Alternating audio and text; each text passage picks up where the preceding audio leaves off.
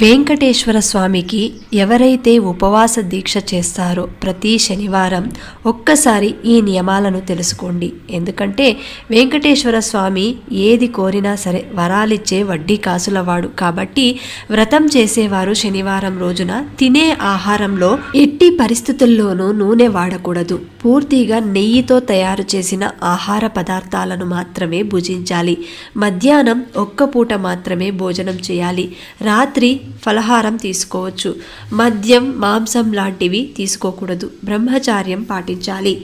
ఎవరైతే ఈ నియమాలను పాటిస్తూ 7 శనివారాల వ్రతాన్ని ఆచరిస్తారో వారి కోరిక తప్పకుండా ఫలిస్తుంది. ఇక ముడుపు ఎలా కట్టాలంటే, వ్రతం మొదలుపెట్టిన మొదటి రోజు ఒక పసుపు వస్త్రంలో 11 రూపాయలు దక్షిణ ముడుపు మూటలా కట్టి శ్రీనివాసుని పటం ముందు ఉంచి ఈ యొక్క సంకల్పం నెరవేరితే తిరుమలకు దర్శనానికి వస్తానని మొక్కుకోండి.